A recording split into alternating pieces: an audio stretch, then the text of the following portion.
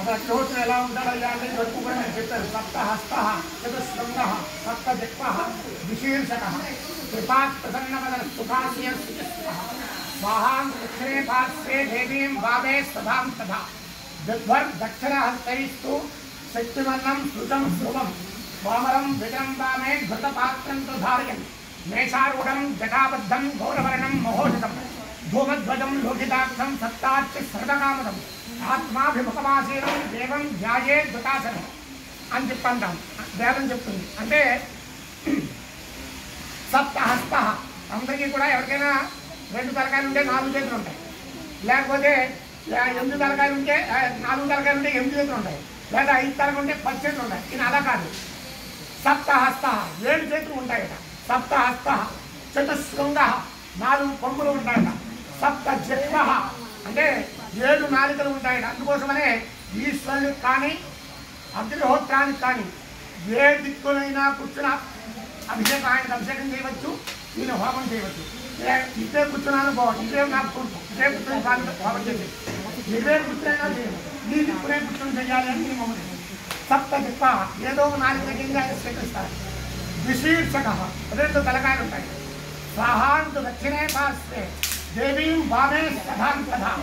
స్వాహ అనే దేవి దక్షిణ భాగంలోను, స్వధా అనే దేవి ఉత్తర భాగంలోను, అంటే ఎడం చేతి పక్కన ఉంటారట. దక్షిణే పార్శ్వే దేవీం భావే సదాం తథా. దక్షిణ హస్తయిస్తూ శక్తిమందం శృతం శృవం. కుడి చేతిలో మనం హోమము చేస్తాం చూసారా, సుక్కు శృవములు అంటాం. అంటే హోమం చేసే కర్రలు చంద్రకథతో చేయిస్తాం. వాటిల్ని కుడి చేతిలో ధరించి ఉంటారట. స్వాహ దక్షిణాస్తయిస్తూ శక్తిమందం శృతం స్వం తోమరం విగరం బాబే ఘృతపాత్రం ధారగని. ఎడం చేతిలో ఘృతపాత్ర అంటే నేటి పాత్రను ఎప్పుడు కూడా పట్టుకుని ఉంటారట. ఘృతపాత్రం ధారగని. మేషారూఢం జటాబద్ధం. ఆయన మామూలుగా శిరస్సు ఏ ముఖంలో ఉంటుందయ్యా అంటే మేక తలకాయ ఏ మాదిరిలో అయితే ఉంటుందో ఆ విధంగా ఉంటారట.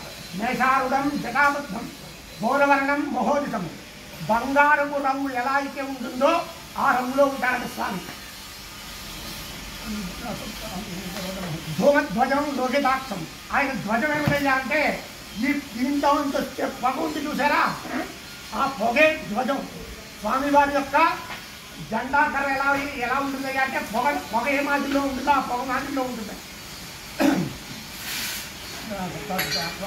సప్తార్చ సగం అంటే ఎప్పుడు కూడా నిత్యము కూడా 7 మంది ఋషులు, సప్త ఋషులు కూడా నిత్యము కూడా ఆయన హవనం చేస్తూ ఉంటారు. సప్తార్చ సర్వకామతో ఏ కామ్యాన్నైనా సరే సిద్ధింపచేయాలి అంటే అది అగ్నిహోత్రం వల్ల మాత్రమే సాధ్యం.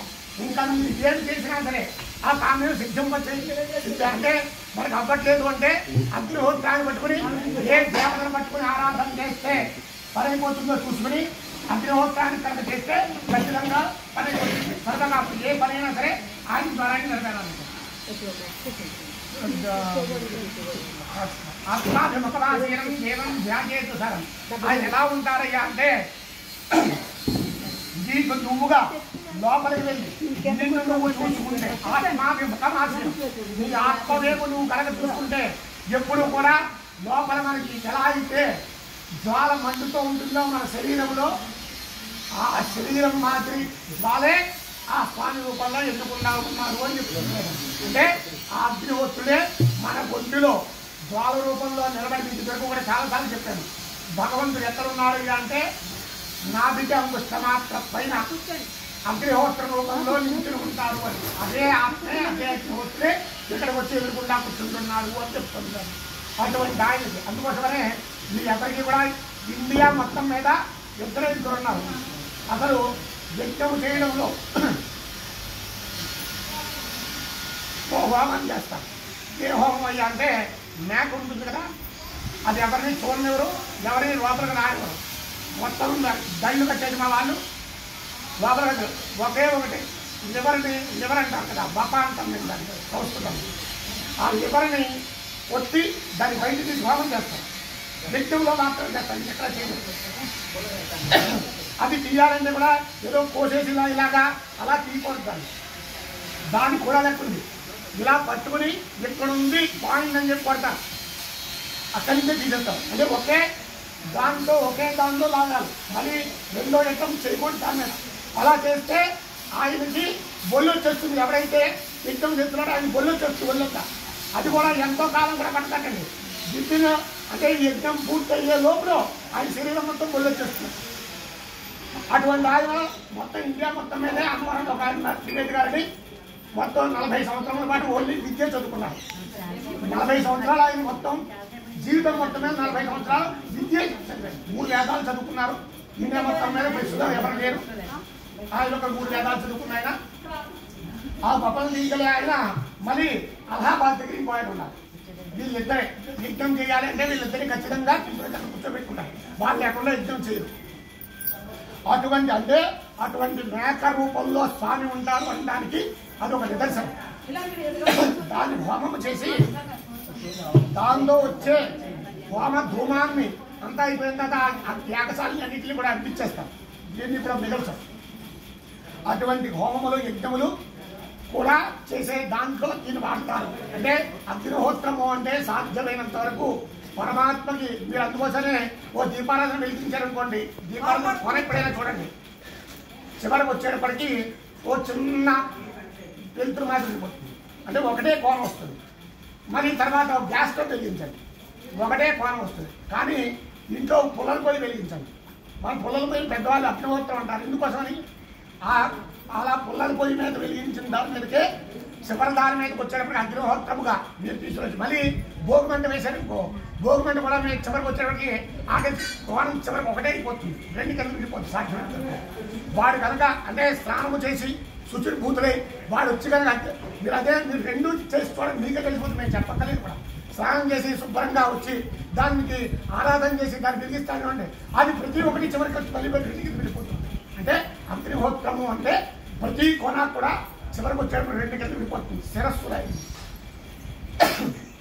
అందుకోసమని మీరు జాగ్రత్తగా మీరే గమనం చేసుకునే ఎంత పుల్లల మీద వెలిగించినా కూడా అంటే అంతటి శక్తివంతమైనది అగ్నిహోత్రం.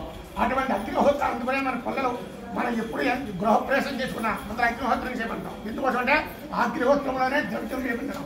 అంటే దేవత ప్రత్యక్షంగా స్వీకరించాలి అంటే ఇది ఒక్క మార్గమే తప్ప ఇంకో మార్గం అయితే లేదు. దేవతలకు కూడా పుష్టివర్ధన అంటే దేవతలకు కూడా పుష్టి ఇచ్చేది ఏమిటి? పుష్టి అంటే శక్తి అని. శక్తినిచ్చేది ఏది అంటే అది అగ్నిహోత్రం మాత్రమే. ఈ అగ్నిహోత్రం వాళ్ళ శక్తిని స్వీకరించి మనకి ఏదైతే కామ్యములు ఉన్నాయో అన్ని కూడా సిద్ధింపజేస్తారు. అటువంటి అగ్నిహోత్రాన్ని మనం చేస్తున్నాం. తర్వాత మీకు మా సాధ్యమైనంత వరకు మీరు ఎక్కడైనా సరే నిజంగా వాస్తవంగా మీకు ఇద్దరికి కూడా చాలాసార్లు చెప్పాను. ఎక్కడ మీరు ఎన్ని చోట్లకు వెళ్ళి మా వాళ్ళందరూ చేసే ప్రదేశంలన్నీ కూడా చూడండి, కానీ ఇంత చక్కగా ఎక్కడా జరగట్లేదు వాస్తవంగా. ఎందుకోసం అయ్యా అంటే నేను ఫస్ట్ దగ్గర నుంచి కూడా చెప్తున్నాను. ఆ ద్రవ్యములకి అంటే మా వాళ్ళు అంటే మేమైనా సరే ఎక్కడో ఒకటి ఏదో ఒక ప్రపంచం ఏదో లోభత్వానికి గురవుతాం. ప్రతి వాడు కూడా ఇంత ద్రవ్యం ఎందుకులే అని మేము లేదా మీరు తెమ్మంటే మేము తెమ్మన్నా మీరు ఎక్కడో ఒక లోభత్వానికి గురవుతాం. ఇక్కడ ఈ లోభత్వం ఉండదు. First point. ఎందుకంటే ఎప్పుడైతే లోభత్వం లేదో అక్కడ కామ్యములన్నీ కూడా చక్కగా ఆ ద్రవ్యం ఎప్పుడైతే దేవతకు సమకూర్చి దేవతకు సమర్పించామో ఆ దేవత ఖచ్చితంగా తుష్టిని పుష్టిని కలిగి మన సంతుష్టిని కలిగిస్తుంది. అటువంటి స్థితి ఇక్కడ ఉన్నది. రెండవది ఏమిటయ్యా అంటే మీరందరూ సహాయ సహకారములు చాలా చక్కగా చేస్తున్నారు కాబట్టి నిజంగా ఇంత దేదీప్యమానంగా ఇన్నాళ్ళు ఇక్కడ జరుగుతుంది. మొన్నటి వరకు ఇక్కడ టైల్ కూడా లేదు. ఒక ఆవిడ ఎవరు టైల్ వచ్చి మేము వేసేస్తా ఉన్నారని ఏం చేశారు. తర్వాత అంటే ఈ అగ్నిహోత్రం కుక్కలోకి పడుకుని పోయి ప్రస్తుతంగా ఉండేది. శుభ్రంగా ఏంటి అంటే ఏదో చిన్న లోపం మన మనసులో కలిగింది అంటే తలపెట్టడం పాపం వెంటనే ఏదో క్షణాల మీద అయిపోతున్నట్టు అయిపోతుంది. అటువంటి మహోత్కృష్టమైన స్థితి పరిస్థితి ఇక్కడ అమ్మవారు మనందరికీ కూడా కల్పించింది. అందులోనూ గణపతి నవరాత్రుల్లో వేదం చెప్తుంది. వేదమే గణపతి ఉపనిషత్తే చెప్తుంది. ఏమిటయ్యా అంటే యోమోదక సహస్రేణ ఇది సవాంఛిత ఫలమావాప్నోతి యస్సాది సమద్గర్జతే సుసర్వం లభతే సర్వం లభతే అష్టౌ బ్రాహ్మణాన్ సంవిగ్రహాదిత్వా సూర్యవర్చస్వీ భవతి సూర్యగ్రహే మహానిద్యాం ప్రతిమా సన్నిధౌ వాచత్వా ససిద్ధ మంత్రో భవతి మహావిఘ్నాన్ ప్రముచ్యతే మహాఘోషాత్ ప్రముచ్యతే. ఈ గణపతి నవరాత్రుల్లో గణపతి బింబం ఎదురుకుండా పెట్టుకుని సూర్యోదయం దగ్గర నుంచి సూర్యాస్తమానం వరకు కూడా ఉపనిషత్తు కనుక పారాయించ కనుక చేయగలిగితే గణపతి ఉపనిషత్తు ఉంది. ఎవరికైతే వీడికి ఏమంటే వీడు మొద్దుగాడు వీడికి అసలు విద్య రాదను మొత్తం ఎన్ని విద్యలు అయితే ఉన్నాయో అన్ని విద్యలు వాటిని అనుగ్రహించేస్తాడు. అది చాలా కష్టసాధ్యమైన పని.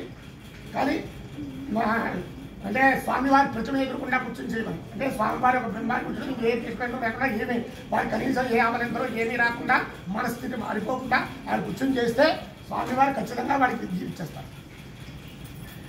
తర్వాత యోమోదక సహస్రేణ గజది, ఏదైనా తీరని కామ్యం ఏదైనా ఉంటే పని పట్టలేదండి ఈ పని బాబోయని చెప్పేదని పట్టు కూర్చుంటే 1000 ఉండ్రాలు కనుక తీసుకుని లక్ష్మీ గణపతి మంత్రముతోటి ఓన్లీ ఆభరం కనుక చేస్తే ఇద్దరే ఉండాలి. దానికి ఇద్దరు బదులు అంటే ఒకటి నెయ్యి వేయడానికి క్షమించాలి ముగ్గురు ఉండాలి. దానికి ఒక నెయ్యి వేయడానికి, ఒక ఉండ్రాలు వేయడానికి, ఒక పొలాలు వేయడానికి ముగ్గురు కూర్చుని యోమోదక సహస్రేణి సవాంఛిత ఫలమవాప్నోతి, వాడికి ఏదైతే పని ఉన్నదో అది ఖచ్చితంగా నెరవేరుతుంది.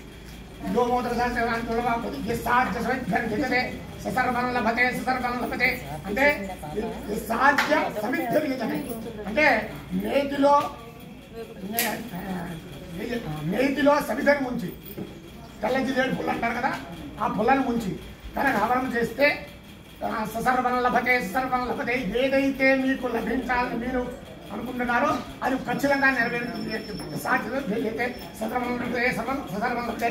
అష్టౌ బ్రాహ్మణాన్ సంవ్యగ్రాహయిత్వా, 8 మంది బ్రాహ్మణులు కూర్చోబెట్టి 8 ద్రవ్యములు, 9ది నెయ్య కనుక ప్రతి ఒక్కరు కనుక చేయగలిగితే అష్టౌ బ్రాహ్మణాన్ సంవ్యగ్రాహయిత్వా సూర్యవర్చస్వీ భవతి అంటే సూర్యుడి అయితే ఎంతైతే వర్చస్సు ఉంటుందో ఏదైతే ఆయన సిద్ధింపజేసుకోగలడో అది వాళ్ళకి లభిస్తుంది. సూర్యవర్చస్వీ భవతి సూర్యగ్రహే మహానద్యాం ప్రతిమా సన్నిధో వాచత్వా, సూర్యగ్రహణానికి ప్రతిమా సన్నిధో వాచత్వా ఓ ప్రతిమను తయారు ఓ రూపాన్ని తయారు చేయించుకుని ఆ స్వామివారి దగ్గర కూర్చొని ఈ లక్ష్మీ గణపతి యొక్క మంత్రాన్ని కనుక జపిస్తే ముందర మంత్రసిద్ధి కలుగుతుంది. మంత్రసిద్ధి అంటే ఎలా ఉంటుందంటే మీరు తెల్ల జిల్లేడు వృక్షాన్ని ఎప్పుడైనా చూశారు కదా, 21 సంవత్సరాల తర్వాత పుష్యమీ నక్షత్రము గురువారం కానీ పుష్యమీ నక్షత్రము ఆదివారం కానీ దాన్ని తవ్వి 21 సంవత్సరాల తర్వాత దాన్ని బయట తీస్తే మీరు ప్రత్యేకించి తెల్ల జిల్లేడితోటి బొమ్మలు గణపతి బొమ్మలు తయారు చేయించగల కింద గణపతి బొమ్మ తయారైపోయి ఉంటుంది. దాని విత్తనము అంటే దాని అదే విత్తనంతోటి దాన్ని ఓ చెట్టు వచ్చిందనుకోండి, ఆ చెట్టు యొక్క పుష్పాన్ని తీసుకుని వచ్చి ఈ గణపతి విగ్రహం పెట్టి ఫలానా ప్రైమ్ మినిస్టర్ గారు సాయంకాలం కల్లా నా దగ్గర ఉండాలంటే సాయంకాలం గట్టి పరిచయం వాళ్ళు ఆయన దగ్గరికి వచ్చి కూర్చుంటారు. ఇంకేం చేయట్లేదు, పూజ చేయట్లేదు, పురస్కారం చేయట్లేదు. ఆ వృక్షాన్ని వేలు తీసుకుని వచ్చి ఆయన దీని యొక్క పుష్పం తీసుకుని వచ్చి దాన్ని పెట్టి ఆయన వచ్చి నా దగ్గర కూర్చోవాలంటే కూర్చొని చేస్తాడు. దాంట్లో ఎటువంటి సందేహం లేదు. ఇది గణపతి పురాణంలో చెప్పేసింది. అంటే కానీ అలా దొరకడం చాలా అసలు అసంభవం. 3 ఏళ్ళకి 4 ఏళ్ళకి ఎవడో వచ్చి దాన్ని నాశనం చేసేయడం పాటించడం ఏదో చేసుకుంటాడు, ఎవడో వచ్చి కొట్టేయడం చేస్తాడు. 21 ఏళ్ళు అలాగే కదంబం వృక్షం 108 సంవత్సరముల పాటు నిలబడిన కదంబం వృక్షాన్ని కిందన కనుక తీస్తే పార్వతీ పరమేశ్వర బొమ్మ ఎక్కట్లేదు, పార్వతీ పరమేశ్వర బొమ్మ ఉంటుంది. అది దాని లక్ష్యం. ఏమండి యోగశాస్త్రే సమాజంలో ఈ సాధ్యం ధరిస్తే అష్టౌ బ్రాహ్మణ సూర్యగ్రహం ఆధ్యాత్మికపాసనిధో వాచిపాసిద్ధమం భవతి మహావిఘ్నాత్మ ఉచ్యతే. మహాఘోరమైన విఘ్నములు ఏదైతే ఉన్నాయో అవన్నీ కూడా ఈ గణపతి నవరాత్రుల్లో ఎవరైతే ఈ గణపతి ఆరాధన చేస్తారో వారందరికీ కూడా మహావిఘ్నాత్మ ఉచ్యతే, మహాదోషాత్మ ఉచ్యతే. ఎన్నో సంవత్సరం వాటి ఎన్నో జన్మలు బట్టి భరిస్తున్న దోషములన్నీ కూడా గణపతి ఆరాధన నవరాత్రిలో చేయడం ద్వారానే పోతాడు. మహాదోషాత్మ ఉచ్యతే. ససర్వవిద్భవతి ససర్వవిద్భవతి అంటే ఇది ఖచ్చితంగా నెరవేరుతుందా లేదా అని అనుమానం పడుతున్నాము. ససర్వవిద్భవతి ససర్వవిద్భవతి ఇది జరిగి తీరుతుంది, జరుగుతుంది. నేను చెప్పింది కాదు, గణపతి ఉపనిషత్తులో వేదం మాట్లాడిన మాట. నేను మాట్లాడిన ఏదో చెప్పేది కానీ నోటికి వచ్చేసి మాట్లాడించింది కాదు, వేదం మాట్లాడింది. ససర్వవిద్భవతి ససర్వవిద్భవతి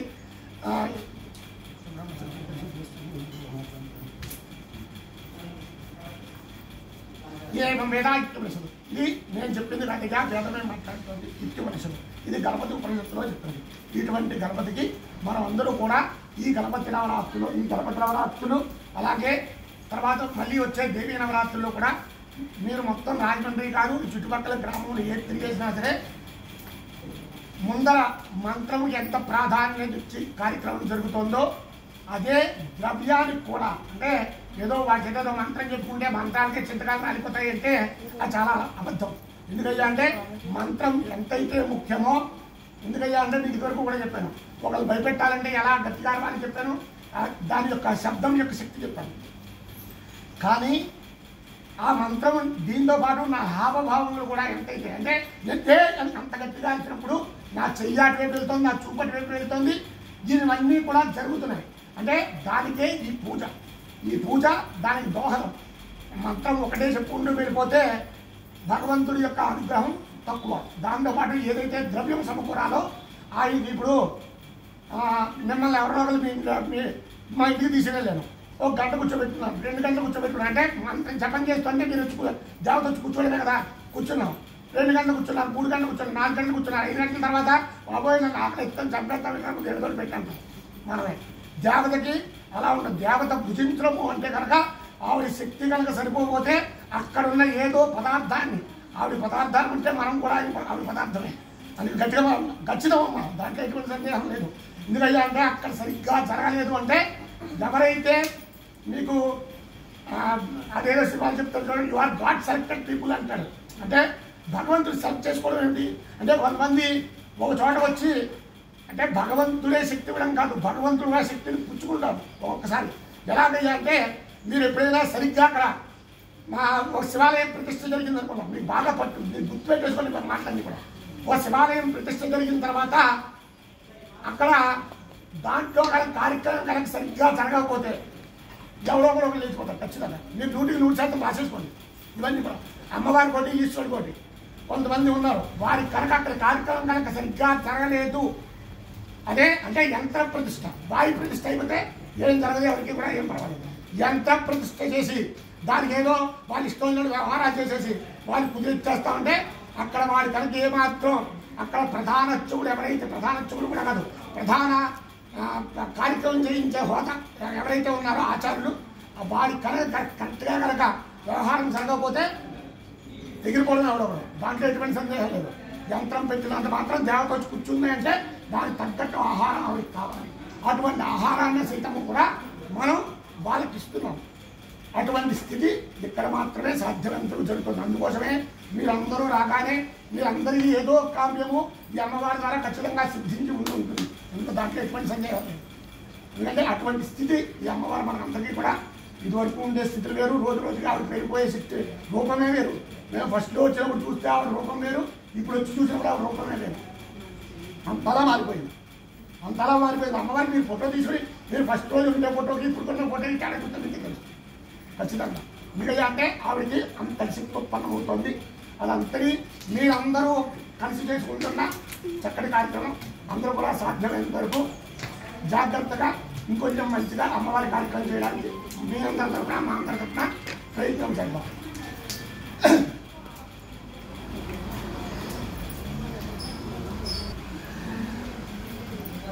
వాళ్ళ వంశం ఎంత స్థితిలో ఉండాలని కోరుకుంటారు అంటే పాద ప్రక్షాళన చేసేటప్పుడు మై మహా దాంట్లో కొన్ని మంత్రాలు వస్తాయి. మై మహా మై యశ మై దాన్నే కాక ఈ కార్యక్రమం చేయించబడుతున్న మంత్రాన్ని చెప్పుకోకపోతే అప్పటి వరకు మేము చేసిన ఎంతైతే జప ఫలితం ఉందో అంతటినీ కూడా పిల్లలు ఇచ్చేస్తారు.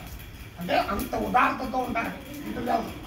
అందులో ఈ మహారపక్షంలో అంత అర్థాన్ని అందుకోసం సాధ్యమందరూ కూడా ప్రతి వాళ్ళు కూడా అది కూడా మిస్ అవ్వకుండా కొంచెం జాగ్రత్తగా మీ ఆచారాలను అనుసరించి ఆ కార్యక్రమాలు కూడా చక్కగా చేసుకోండి.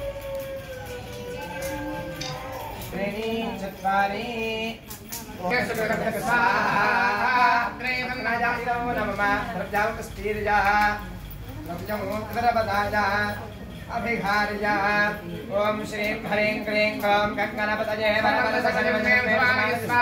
స్వాహా లక్ష్మీ గణపతయ ఇదం నమః ప్రజాపతిస్త్రీయ పుష్పం నిక్షిప్య అభిఘార్య శ్రీం హ్రీం శ్రీం కమలే కమలాయ ప్రసీద ప్రసీద శ్రీం హ్రీం శ్రీం ఓం మహాలక్ష్మీ నమః స్వాహా మహాలక్ష్మ్యాయ ఇదం నమః.